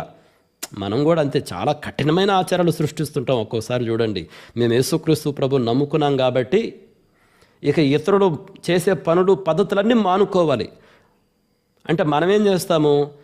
ఆచారాలన్నింటినీ, అంటే ఆల్రెడీ ఉనికిలో ఉన్నటువంటి ఆచారాలన్నింటినీ డెస్ట్రాయ్ చేయాలనుకుంటున్నాం. అది కూడా ఒక ఆచారమే. ఇంటి ముందు ముగ్గేయకూడదు. ఎందుకు వేసారు? కాళ్ళకు పసుపు పెట్టుకోకూడదు, నుదుటిన బొట్టు పెట్టుకోకూడదు. వీటన్నిటిని ఖండించడం కూడా ఒక ఆచారమే, కఠినమైన ఆచారం. ఆచారాలన్నిటినీ తొలగించాలనుకోవడం కూడా ఒక ఆచారమే. ఈ ఆచారాలన్నీ గడ్డి బొమ్మలు. ఎందుకంటే ఇవేవి కూడా దేవుని సంతోషపరచవు. దేవుడు మనిషి బాగుండాలని కోరుకున్నాడు, మనిషి సంతోషంగా ఉండాలని కోరుకున్నాడు. మనిషికి ఏది శ్రేయస్సు? దయ్యముల యొక్క అధికారంలో మనిషి ఉండకూడదని దేవుడు కోరుకున్నాడు. ఆచారాలు కోరుకోవాలా దేవుడు. కానీ ఇక్కడ వీళ్ళు చేసింది చూడండి, ఒక ఆచారం సృష్టించి ఆ ఆచారాన్ని ఎంత నొక్కి చెప్తున్నారో కనీసం చెప్పలేరండి. అసలు మీరు మార్కు సువార్తలో చూస్తే ఒక విశ్రాంతి దినాన సమాజ మందిరంలో యేసుక్రీస్తు ప్రభువారి ఎదుట ఓచ చేయగలిగినటువంటి ఒక వ్యక్తి ఉంటాడు. యేసుక్రీస్తు ప్రభువారు అడుగుతారు, ఇతను స్వస్థపరచడం న్యాయమా కాదా ఈ విశ్రాంతి దినాన్ని అడిగితే వాళ్ళలో ఎవరు మాట్లాడలా. అప్పుడు ఒక మాట ఉంటుంది, యేసయ్యంట కోపముతో కలియజూసెను అని ఉంటుంది. అంటే కనీసం చెప్పలేరా? ఇతనికి ఊచ చేయి ఉంది, ఇతను స్వస్థపరచడం మేలా కాదా అది కూడా మీకు తెలియదా? ఆ మాత్రం విచక్షణ కూడా లేదా మీకు? అందుకని యేసుక్రీస్తు ప్రభువారి గురించి ఉంటుంది, ఆయన కోపముతో వారిని కలియజూచెను. ఎంత కోపం వచ్చిందో. కాబట్టి ఒక్కోసారి మన ఆచారాలు ఎంత కఠినంగా ఉంటాయంటే మిత్రులారా, అసలు దేవుని యొక్క హృదయాన్ని మనం మర్చిపోతాం. చూడండి, ఈ విశ్రాంతి దినానికి సంబంధించిన మరొక ఉదాహరణను చూడండి. పరిసయ్యులు. ఆ కాలమందు యేసు విశ్రాంతి దినమున పంట చేలలో పడి వెళ్ళుచుండగా ఆయన శిష్యులు ఆకలిగొని వెన్నులు త్రుంచి తినసాగిరి. పరిసయ్యులు అది చూచి, ఇదిగో విశ్రాంతి దినమున చేయకూడనిది నీ శిష్యులు చేయుచున్నారని ఆయనతో చెప్పగా, ఇప్పుడు శిష్యులకు ఆకలైందండి, పొలంలో పడిపోతున్నారు. ఆకలైనప్పుడు ఏం చేస్తారు? వెన్నులు తుంచి తిన్నారు. అంటే అక్కడ వెన్నులు తుంచటం కూడా పాపమే. అబ్బో, ఎంత భక్తిపరులండి వీళ్ళు. జనాలు సృష్టించే ఆచారాలు ఎంత భయంకరంగా ఉంటాయండి. ఇప్పుడు అన్నం చేతిలో ఉంది, ముద్ద కలిపి తిన్నా కానీ పాపమేనా? ఆకలిస్తే నోట్లో ముద్ద పెట్టుకోవడం కూడా పాపమేనా? ఇక దాహం వేస్తే మంచులు తాగటం కూడా పాపమేనేమో. ఆచారాలు ఎంత భయంకరంగా ఉంటాయో చూడండి మిత్రులారా. తర్వాత ఇంకా కొన్ని ఎగ్జాంపుల్స్ ఉన్నాయి లేఖనాలలో. మీరు వాటిని గమనించినప్పుడు మనం ఆశ్చర్యపోవలసిందే, ఆచారాలు ఎంత భయంకరమైనవా అని. అయితే ఇక్కడ యేసుక్రీస్తు ప్రభువారు ఎలా ప్రతిస్పందించారో చూడండి. ఆయన వారితో ఇట్లనెను, తానును తనతో కూడానున్న వారును ఆకలిగొని ఉండగా దావీదు చేసిన దాని గురించి మీరు చదవలేదా? అతడు దేవుని మందిరములో ప్రవేశించి యాజకులే తప్ప తానైనను తనతో కూడా ఉన్నవారైనను తినకూడని సముఖపు రొట్టెలు తినను. దావీదు ఎగ్జాంపుల్ చెప్పాడు యేసుక్రీస్తు ప్రభువారు. సాధారణంగా సముఖపు రొట్టెలు అనేటువంటిది యాజకులు తినేటటువంటివి. కానీ ఒకసారి దావీదు వెళ్ళాడు, ఆకలి కొని ఉన్నాడు. ఆకలితో ఉన్నప్పుడు ఏం చేస్తాడు? ఆయన తీసుకొని తిన్నాడు. ఆకలితో ఉన్నవాడు తింటే తప్ప? దేవుడు కనికరం కలిగినటువంటి వాడు కదా. ఆ తర్వాత చూడండి 5వ వచనంలో, మరియు యాజకులు విశ్రాంతి దినమున దేవాలయములో విశ్రాంతి దినమును ఉల్లంఘించి నిర్దోషులై ఉన్నారని మీరు ధర్మశాస్త్రములో చదువులేదా? ఉదాహరణకి ఇప్పుడు పాస్టర్ల గురించి ఆలోచించండి. ఆదివారం ఎంత పనండి పాస్టర్లకి. వాక్యం సిద్ధపడాలి, వాక్యం చెప్పాలి, ప్రభు బలను సిద్ధం చేయాలన్నా, రొట్టెను సిద్ధం చేయాలి, ద్రాక్షరసం సిద్ధం చేయాలి, అందరికీ దానికి అందించాలి. అందరూ పోయిన తర్వాత మళ్ళీ ఆ సామాను దొరుకుకోవాలి. ఆదివారం పూట పాస్టర్కి ఎంత పని ఉంటుందండి. అదేవిధంగా ఆ రోజుల్లో విశ్రాంతి దినాన యాజకులకు విస్తారమైన పని ఉంటుంది. మరి అంత విస్తారమైనటువంటి పని దేవాలయంలో చేసి కూడా వాళ్ళు నిర్దోషులుగానే ఎంచబడ్డారు కదా. అదన్నా మీరు గమనించలేదా? 6వ వచనం చూడండి, దేవాలయము కంటే గొప్పవాడు ఎక్కడున్నాడని మీతో చెప్పుచున్నాను, మరియు కనికరమనే కోరుచున్నాను గాని బలిని నేను కోరను అను వాక్య భావము మీకు తెలిసి ఉంటే నిర్దోషులను దోషులను తీర్పు తీర్చకపోవుదురు. ఏం చెప్తున్నాడు? కనికరమనే కోరుచున్నాను, బలిని కాదు. నేను కనికరాన్ని కోరుకుంటున్నా. నేను విశ్రాంతి దినం ఇచ్చింది ఎందుకు? కనికరం కోరుకుంటున్నా. ఏదైనా సరే కనికరము, మేలు, సంతోషము, ఆనందము, ఆరోగ్యము ఇటువంటివి నేను కోరుకునేది. అందుకు నేను విశ్రాంతి దినాన్ని ఇచ్చాను. కానీ ఆకలైతే ఆ వెన్నులు తుంచుకొని తినటం కూడా పాపం అంటే ఎట్లండి? గుంటలో గాడిద పెడితే దాన్ని తీస్తే కూడా పాపం అంటే ఎట్లండి? ఎవడన్నా పడి చస్తుంటే వాడికి సహాయం చేస్తే కూడా పాపం అంటే ఎట్లాంటి పని చేయకూడదని చెప్పి. కానీ జనాలు అట్లనే ఉంటారు చూడండి. అందుకని యేసుక్రీస్తు ప్రభువు ఒక సందర్భంలో అంత్య దినముల గురించి మాట్లాడుతూ ఆ యొక్క శ్రమల దినాలు ఒక దినం గురించి చెప్తాడు. ఆ శ్రమల దినాలు చలికాలమందు రాకుండానట్లు ప్రార్థన చేయండి. ఎందుకు చలికాలంలో రాకూడదు? చలికాలంలో వస్తే ఏంటంటే వాళ్ళకి ట్రాన్స్పోర్టేషన్ ఉండదు.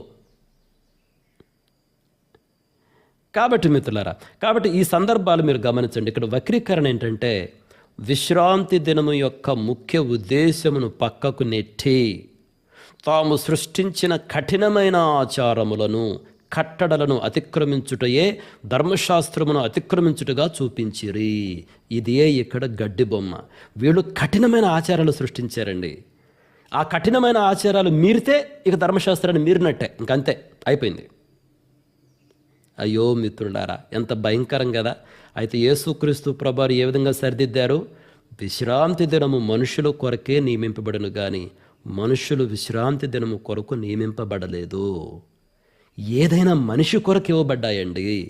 ఏదైనా ఆహారమైనా ఏదైనా సరే ఒక ఆచారం అనేది ఎలా ఉండాలంటే మనిషికి మేలు చేస్తే ఇట్స్ గుడ్. ఏది తప్పంటే మనిషికి కీడు చేసేది తప్పండి. ఏదైనా సరే మనిషికి కీడు చేసేది తప్పు కానీ మేలు చేసేది ఏది తప్పు కాదు. విశ్రాంతి దినము మనుషులు కొరకే నియమింపబడను కానీ మనుషులు విశ్రాంతి దినము కొరకు నియమింపబడలేదు. కాబట్టి ఈ సందర్భంలో ఇక్కడ గడ్డి బొమ్మ ఏంటి? వాళ్ళు సృష్టించిన ఆచారములు, వాళ్ళు సృష్టించిన కఠినమైన ఆచారములు, కఠినమైనటువంటి కట్టడలు అన్నమాట. అవి మీరితే ఇంక ధర్మశాస్త్రాన్ని మీరినట్టే అని చెప్తున్నారు. కానీ ధర్మశాస్త్రం ఏం చెప్తుంది? ధర్మశాస్త్రం ఏం చెప్తుందంటే విశ్రాంతి దినం ఇవ్వబడింది మనిషి కొరకే అని చెప్తుంది. దేవుడు కనికరాన్ని కోరుకుంటున్నాడు కానీ బలిని కాదని చెప్తుంది. కాబట్టి మిత్రులారా, ఈరోజు సమయం అయిపోయింది కాబట్టి నేను ముగిస్తున్నాను. కాబట్టి గడ్డి బొమ్మ వాదన అనేది గమనించండి. అంటే వాస్తవికతను మనం ప్రక్కకు పెట్టి దానికి సమాధానం చెప్పలేనప్పుడు మనం దాన్ని లైట్గా వక్రీకరించి గడ్డి బొమ్మలు సృష్టిస్తాము. ఆ గడ్డి బొమ్మల మీద దాడి చేసి వాటిని గెలిచి ఓహో మేము అన్ని రియల్ ఆర్గ్యుమెంట్స్ని గెలిచామని ప్రకటించుకుంటాము. అయితే మన సంభాషణలో మనల్ని మనం పరిశీలించుకోవాలి. ఏమైనా ఒక్కొక్కసారి మనం గడ్డి బొమ్మలు సృష్టిస్తున్నామని. చాలా సందర్భాల్లో మనకు తెలిసని నేను ఎప్పుడు తెలియక మనం కొన్ని గడ్డి బొమ్మలు సృష్టించి ఆ గడ్డి బొమ్మలను బేస్ చేసుకుని మన రీజనింగ్ డెవలప్ చేస్తాం. అంతేగాని వాస్తవికతను బేస్ చేసుకుని కాదు. ఆ సద్దుకాయలు చేసింది అదే. పునరుద్ధానం గురించి వాళ్ళకు ఒక నమ్మకం ఉంది. వాళ్ళ ఆర్గ్యుమెంట్ ప్రూవ్ చేసుకోవడానికి వాళ్ళు ఒక నమ్మకాన్ని సృష్టించుకున్నారు, ఒక ఎగ్జాంపుల్ని సృష్టించారు. కానీ అసలు ఆ ఎగ్జాంపులే తప్పని యేసుక్రీస్తు ప్రభువారు చెప్పారు. కాబట్టి మిత్రులారా, మనల్ని మనం పరిశీలించుకుందాం. ఈ రకమైనటువంటి గడ్డి బొమ్మలు, ఎందుకంటే దీన్ని స్పష్టంగా మనం చూడలేకపోతే మన సంభాషణ సరిగ్గా ఉండదు, మన రీజనింగ్ సరిగ్గా ఉండదు. లేఖనాలను చదివినప్పుడు వాటిని ఇంటర్ప్రెట్ చేయడంలో మనం చెప్పేటువంటి ఆ భాష్యం కూడా సరిగ్గా ఉండదు మిత్రులారా. కాబట్టి ఇటువంటి దోషాలను మనం గమనించాలి. అటువంటి ఒకవేళ ఉంటే వాటిని రెక్టిఫై చేసుకోవాలి. అప్పుడేంటంటే మనం వాక్యాన్ని తేటగా చూడగలము. ఇతరులు మాట్లాడేటువంటి మాటలు కూడా చాలా తేటగా మనం చూడగలం. ఈ విషయాలను గ్రహించడానికి కావలసిన సమృద్ధైన కృపను దేవుడు మనలో ప్రతి ఒక్కరికి అనుగ్రహించాలని కోరుకుంటూ ముగిస్తున్నాను. May God bless each one of you. Thank you. Praise God. దేవుని స్తోత్రములు. మరి సమయంలో ప్రార్థన విన్నపాలు తెలియపరచండి. ప్రార్థన ముందుకు సాగుదాం. ప్రత్యేకంగా మరి విజన్ కాన్ఫరెన్స్ నవంబర్ 7వ తారీఖున శుక్రవారం ఉంటుంది. ప్రార్థించండి. కడప ప్రాంతంలో ఉన్న మన ప్రియులు ఎవరైనా ఉంటే కూడా మీరు అందరూ అక్కడ వారికి తెలియపరిచి ఆ మీటింగ్కు అటెండ్ అయ్యి మేలు పొందాలని తెలియపరచండి. వీలైతే ప్రార్థించి రావాల్సిన వారు కూడా అందుకోవడానికి కూడా ప్రయత్నించండి. ఈరోజు ప్రయాణంలో కరెక్ట్గా ఉదయకాలం సిద్ధపడుతున్నాం. ఆత్మ గురించి సేవకుడు రాజశేఖరన్న బయలుదేరుతున్నారు.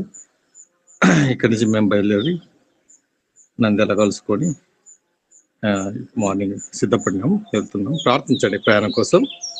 అలాగే పాంప్లెట్ అక్కడ పంచి ఫ్లెక్సీలు కట్టి రావాలి. ఆ మీటింగ్ కోసం కూడా ప్రార్థించండి. ఇంకా ఏమైనా ప్రార్థన అంశాలు ఉంటే తెలియపరిచి ప్రార్థన ముందు సాగండి. ఏమైనా ఉంటే తెలియపరచండి, ప్రార్థన చేద్దాం.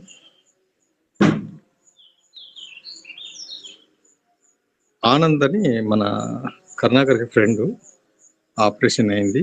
చాలా క్రిటికల్గా 4-5 ఆపరేషన్లు. తన ఆరోగ్యం కోసం ప్రార్థనలో జ్ఞాపకం చేసుకున్నాండి. మనల్ని ఇప్పుడు ప్రార్థనలో సుశీలమ్మక్క గారు ప్రార్థనలు నడిపిస్తారు.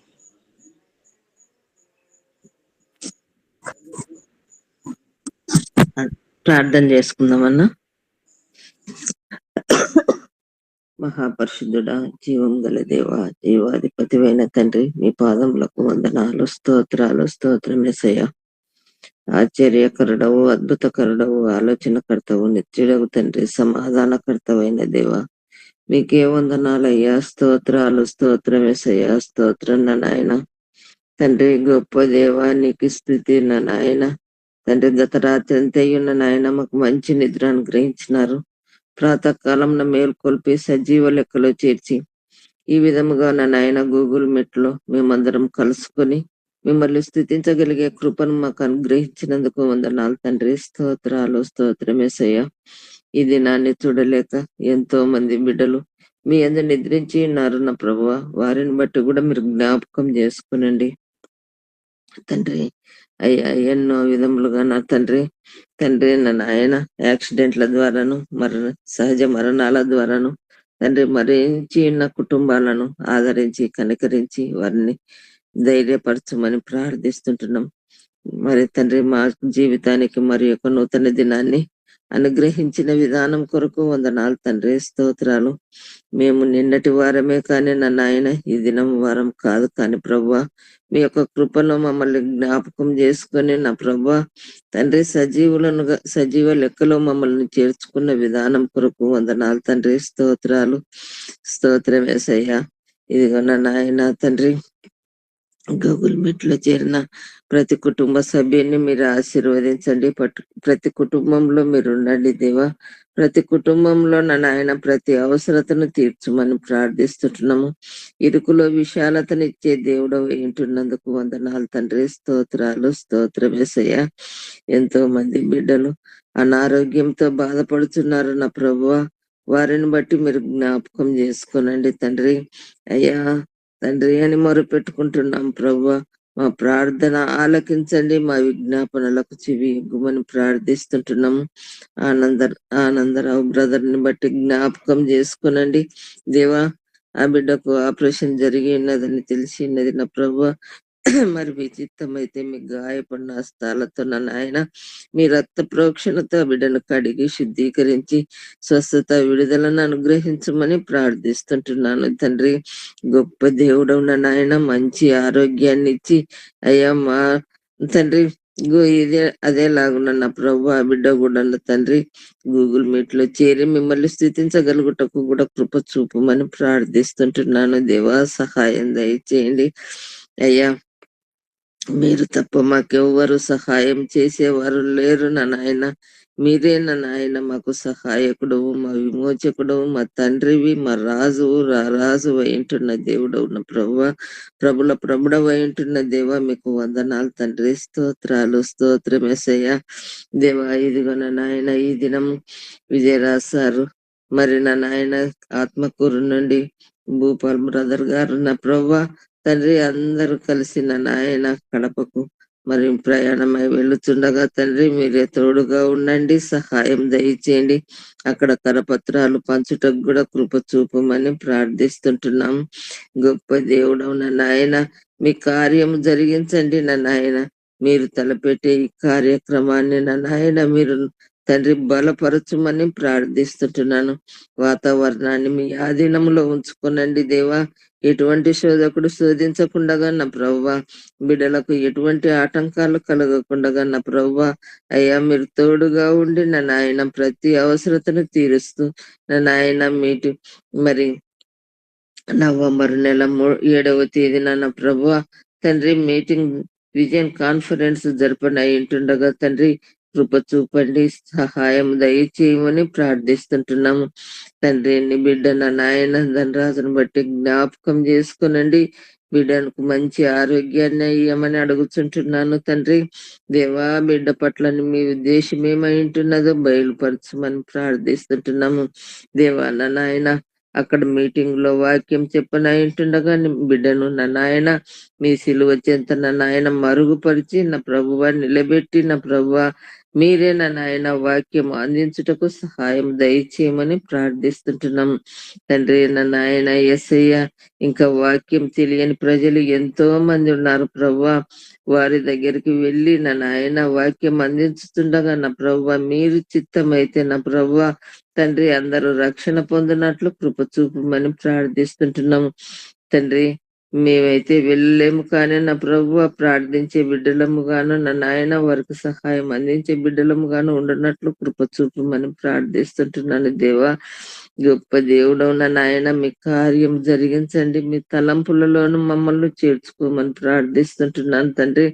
మీ చిత్తానుసారంగా మేమందరం నడుచుకున్నటకు కృప చూపమని ప్రార్థిస్తుంటున్నాం తండ్రి. మీటింగ్ లో నా ప్రభువా తండ్రి అనేకులు రాగలిగే కృపను దయచేయమని ప్రార్థిస్తుంటున్నాను. మీటింగ్ లో నాయన సాతానుడి ఎటువంటి సాతాను దుష్ట శక్తులు ఆటంకాలు లేకుండా నా ప్రభువా ఏయా ఆ మీటింగ్ అంతటి చుట్టూ నా నాయన ఆ స్థలము చుట్టూ నా ప్రభువా మీ యొక్క పరిశుద్ధాత్మతో నింపుమని ప్రార్థిస్తుంటున్నాను తండ్రి. మీరు నా నాయన స్థలంలో ఉండి మీరు మహిమ పొందమని ప్రార్థిస్తుంటున్నాము. ఎలక్ట్రిసిటీ గాని నా ప్రభువా ఎటువంటి వాతావరణాన్ని గాని నా ప్రభువా ఎటువంటి అవాంఛనీయ సంఘటనలు జరగకుండా నా ప్రభువా వాక్యం విని నా నాయన సంపూర్ణమైన జీవాహారంను పొంది నా ప్రభువా తిరిగి వారి ఇళ్లకు వెళ్ళినప్పుడు కూడా నా తండ్రి మీరు తోడుగా ఉండి సహాయం దయచేయమని ప్రార్థిస్తుంటున్నాను. దేవా కృప చూపండి నా నాయన. మీరు తప్ప మాకెవ్వరు సహాయం చేసేవారు లేరు తండ్రి. మీరే నా నాయన సహాయకుడు, మా విమోచకుడు, మా తండ్రివి రాజు నా నాయన. మీరే సమస్తాన్ని కలగజేయమని ప్రార్థిస్తుంటున్నాం. ఎటువంటి లోట్లు కలగకుండా, ఎటువంటి మరి ఇబ్బందులు కలగకుండా నా ప్రభువా బిడ్డల చుట్టూ మీరు తోడుగా ఉండి సహాయం దయచేయమని ప్రార్థిస్తుంటున్నాను దేవా. ఇదిగో నా నాయన ఎంతో మంది బిడ్డలు అనారోగ్యాలతో బాధపడుతుండగా వారిని అందరినీ ముట్టండి. చిన్న బిడ్డలు కూడా ఉంటున్నారు నా ప్రభువా. అయ్యా జెసికను బట్టి జ్ఞాపకం చేసుకోనండి తండ్రి. ఆ బిడ్డ తలఫేనియాతో బాధపడుతుండగా తండ్రి మీరే కృప చూపి నా నాయన ముట్టి స్వస్థత విడుదలను అనుగ్రహించమని ప్రార్థిస్తుంటున్నాం. చిన్న బిడ్డల్ని ఆటంకపరచక నా యుద్ధకు రానిడి అట్టివాడిదే పరలోక రాజ్యం అన్నారు ప్రభువా. అట్టి బిడ్డలకు నా నాయన తండ్రి అయ్యా ఎదుగుదల లేక మానసిక రోగంలతోనూ నా తండ్రి చెవిటి వారిగాను నా ప్రభువా మరి తండ్రి ఈ విధముగా ఉంటున్న ప్రతిని బిడ్డను నా నాయన జ్ఞాపకం చేసుకుని వారిని ముట్టి స్వస్థత విడుదలను అనుగ్రహించమని ప్రార్థిస్తుంటున్నాను తండ్రి. సహాయం దయచేయండి, కృప చూపమని ప్రార్థిస్తుంటున్నాం దేవా. ఉద్యోగాల కొరకు యవన బిడ్డలు ఉంటున్నారు నా ప్రభువా. వారిని బట్టి కూడా జ్ఞాపకం చేసుకునండి తండ్రి. ప్రతి బిడ్డ నా నాయన తండ్రి వారు చదివి ఇంటి దగ్గర ఉంటుండగా నా ప్రభువా వారి దుష్ట ఆలోచనలతోనూ దుష్ట తలంపులతోనూ ఉంటున్నారు నా నాయన. మరి చెడు మార్గాలలో నడుస్తున్నారు ప్రభు. అట్టి బిడ్డలను నా నాయన మీ చెంతకు చేర్చుకోమని ప్రార్థిస్తుంటున్నాను దేవా. సహాయం దయచేయండి దేవా. యవన బిడ్డలు నా ప్రభువా అయ్యా సెల్ ఫోన్ల ద్వారాను టీవీల ద్వారాను మత్తు పదార్థముల ద్వారాను అయ్యా వారు విచ్చలవిడిగా తిరుగుతుండగా నా ప్రభువా వారిని బట్టి జ్ఞాపకం చేసుకొని నా నాయన అయ్యా వారిని తండ్రి మీ చెంతకు చేర్చుకుని మీ బిడ్డలుగా మీ సొత్తుగా చేర్చుకోమని ప్రార్థిస్తుంటున్నాను. సహాయం దయచేయండి. మరి ఉద్యోగాల కొరకు నా నాయన ప్రార్థిస్తుంటున్నాను తండ్రి. వారికి ఉద్యోగాలు కూడా అనుగ్రహించమని ప్రార్థిస్తుంటున్నాను దేవా. కృప చూపండి. వరద మరి నిన్న మన గత వారంలో నా ప్రభువా వర్షాల వలన ఎన్నో ఇబ్బందులు పడి ఉన్నారు నా ప్రభువా. అయ్యా తండ్రి ఇండ్లలో మరి వరద నీరు వచ్చిన ప్రభువా తండ్రి సమస్తాన్ని మరి కొట్టుకొని పోయినాయి తండ్రి.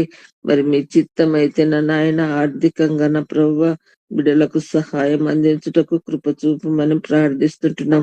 ప్రభుత్వం వారు కూడా నా నాయన వారికి మంచి సదుపాయాలను అనుగ్రహించమని ప్రార్థిస్తుంటున్నాం. మంచి మనసును అనుగ్రహించండి దేవా. అదేలాగా నైజీరియా దేశంను బట్టి జ్ఞాపకం చేసుకునండి దేవా తండ్రి. ఆ రాష్ట్ర దేశంలో నా ప్రభువా అయ్యా క్రైస్తవులను చర్చెస్ ను మరి కాల్చి వేస్తున్నారు నా ప్రభువా. వారిని బట్టి జ్ఞాపకం చేసుకునండి దేవా. మీ సన్నిధి మీ ప్రసన్నత దేశం పైన ఉంచమని ప్రార్థిస్తుంటున్నాను. అదేలాగా మా దేశంలో కూడా నా ప్రభువా ఆయా ప్రాంతాలలో నా ప్రభువా మాదులు ఎన్నో ఇబ్బందులు పడుతున్నారు నా ప్రభువా.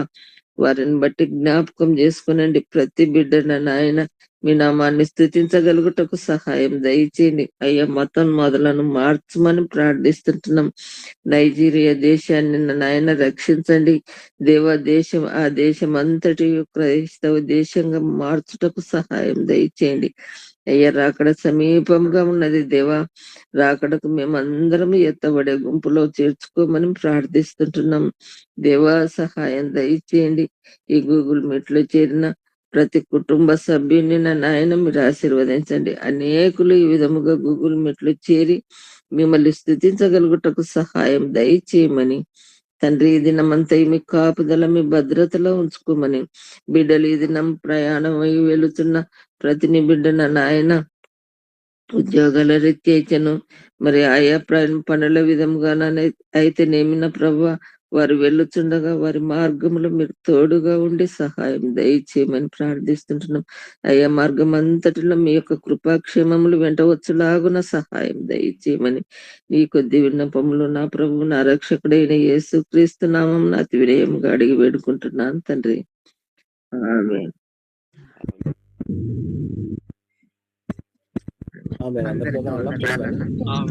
అందరికీ